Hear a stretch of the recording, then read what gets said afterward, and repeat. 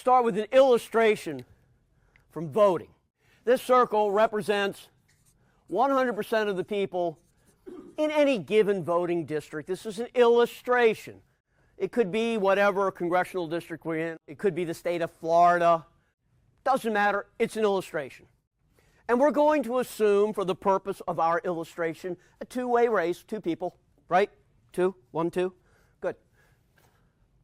So what you need to win is 50% plus 1, right? 100% of the people includes whom? It includes felons, and in most of America, felons can't vote, therefore they don't count. Who else is included in all the people? Yes, sir, here. Minor children. Very well said. A lot of people will answer that and say, children. Minor children cannot vote, and despite what the teachers' unions say, they don't count. Who else does it include? Over here, sir. Legal and illegal immigrants, both of whom cannot vote, therefore they do not count. So what you really get, more or less, this is an illustration, is about 60% of the people who are legitimately eligible to vote. So what you need is 30% plus 1, right? Okay, why not?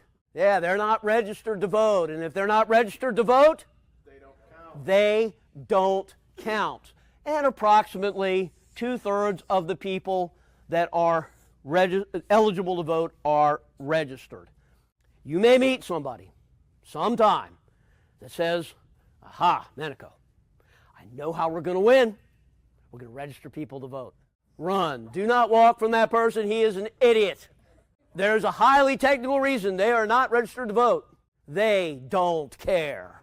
So even if you got them registered to vote, they'd probably not go vote because they don't care. And if they did go vote, pretty good chance they'd vote against your candidate because they don't care.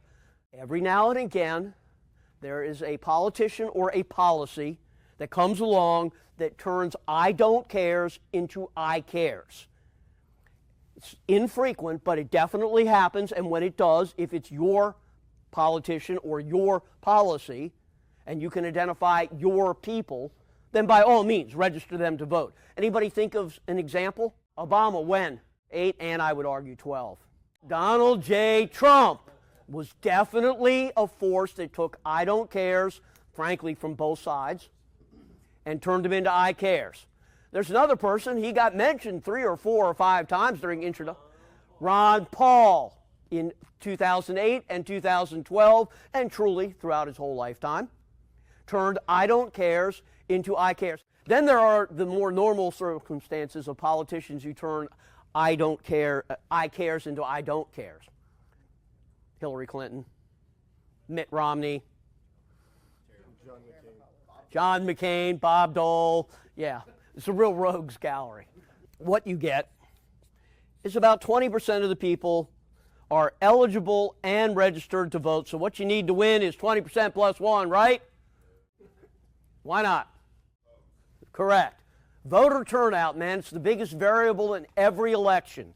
Who knows exactly who is going to vote? And let's speak to that for a minute. In every election, there is cheating and stealing. It has been from the foundation of any republic. It is true in our country. Usually, but not exclusively, it is Democrats that do it. Frankly, mostly they do it to other Democrats in the cities or the union areas, so that because the ins want to control the cash flow to keep the outs from getting it.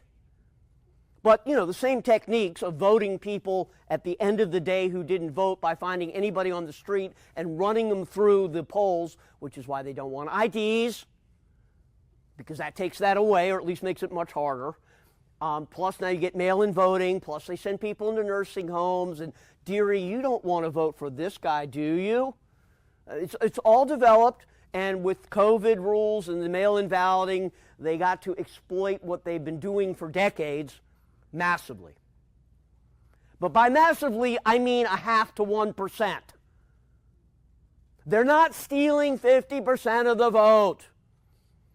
So you can either learn to fight it, which many people did. COVID threw a lot of people for a loop. Even people that knew how to fight it were unprepared for the insanity of change, but they're learning, and they're definitely learning. And the other thing is, just accept that you're going to get some votes stolen in the inner cities and perhaps out in the heavy union areas, so that's less of a problem most of the time than it was 20 years ago. Just understand it's always been there. Don't let it become an excuse for inaction, which is what it will become for too many people. So in our two-way race, we're going to assume a really highly competitive race between two candidates, maybe U.S. Senate race or a governor's race or something like that, and we're going to assume 60% turnout. Okay, that's pretty high. Maybe not quite as high as 2000 presidential, but still pretty darn high. Remember, if turnout is less, any numbers afterwards get smaller, which means that 24% are actually voting on election day or the 3-week period of early voting, absentee voting, and walk-in voting, or whatever the heck they call it in your state. Not that any of us political consultants are bitter about that. For those of you who've never worked on a campaign at a high level, and there's a number of us in the room that have, it is enough to destroy your brain to make everything come together to get into the voters' heads as best you can for election day. Then they spread it out over 3 weeks on us. Who can manage that? Anyway, I'll stop. So what you really need to win is 12% plus 1, right? Okay, why not? You see these guys over here? They're voting Team R. Doesn't matter who the candidate is, doesn't matter what the issues are, they're voting Team R. Well, these guys over here, what are they doing? Team D, baby.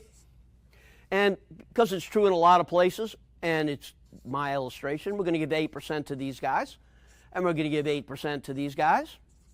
And then I'm going to knock off 2% because they're voting Libertarian Party, Natural Law Party, Constitution Party. And so you end up with 6% that are what we in the campaign trade call in play. That's who's going to decide the election. So what do you need to win? 3% plus 1. That's not that many people, man.